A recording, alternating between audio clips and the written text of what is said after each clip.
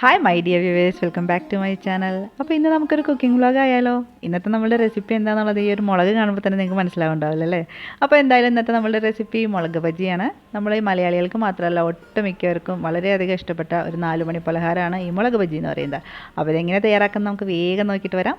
അതിനായിട്ട് ഞാനൊരു പാത്രത്തിലേക്ക് ഈ ഒരു കപ്പിൽ 3 കപ്പ് ബേസൻ ഫ്ലോർ, അതായത് കടലമാവ് ചേർക്കുന്നുണ്ട്. അതിനുശേഷം 3 ടീസ്പൂൺ അരിപ്പൊടി, നൈസായിട്ടുള്ള പൊടി ഉണ്ടല്ലോ അത്, പിന്നെ 2 ടീസ്പൂൺ കാശ്മീരി ചില്ലി പൗഡർ ചേർക്കുന്നുണ്ട്.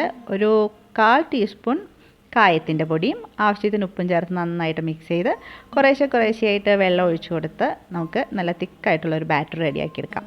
അതിനുശേഷം നമുക്ക് നമ്മളുടെ മുളക്, അതായത് കഴുകി വൃത്തിയാക്കി വെച്ചിട്ടുള്ള മുളക് ചേർത്ത് ആ മസാലയിൽ കോട്ട് ചെയ്തെടുക്കാം. അപ്പം ഞാനിത് മുളക് മൊത്തമായിട്ട് അങ്ങോട്ട് മുറിക്കാണ്ട് മുളക് ബജി ഉണ്ടാക്കാമെന്ന് വിചാരിച്ചാൽ, പക്ഷേ ഇതിൻ്റെ നീളം കണ്ടില്ലേ, എന്നേക്കാളും നീളമുള്ള ആജാനബാഹുക്കളായിട്ടുള്ള മുളക്.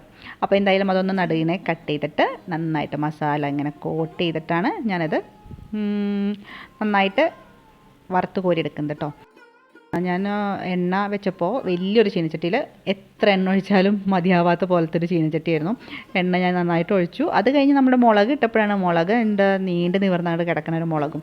അപ്പോൾ നോക്കിയപ്പോൾ ഫസ്റ്റ് ഇട്ട മുളകുകൾ സുഖമായില്ല, കാണാനൊരു ഭംഗിയില്ലാത്ത കാരണം വേഗം വറുത്ത് കോരി എടുത്തു കേട്ടോ. വേഗം വറുത്ത് കോരി എടുക്കണേ വീഡിയോ ഇട്ടു കേട്ടോ. അതിനുശേഷം നല്ല ഭംഗിയുള്ള സുന്ദര കുട്ടപ്പന്മാരെ ഞാൻ എടുത്തിട്ടുണ്ട്. അപ്പോൾ അവർ നീന്തി തുടിച്ച് നീരാടി നല്ല ഭംഗിയായിട്ട് എനിക്ക് വറുത്ത് കോരി എടുക്കാൻ പറ്റി.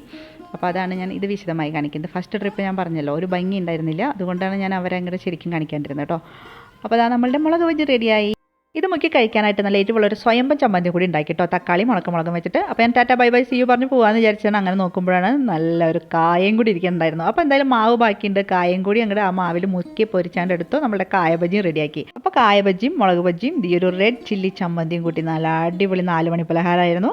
അപ്പോൾ എന്തായാലും നിങ്ങൾക്ക് ഇഷ്ടപ്പെട്ട ഒന്ന് ട്രൈ ചെയ്ത് നോക്കാം കേട്ടോ. വീഡിയോ ഇഷ്ടപ്പെട്ട ലൈക്ക് ചെയ്യുക, ചാനൽ സബ്സ്ക്രൈബ് ചെയ്യുക. See in next video. Bye bye, take care.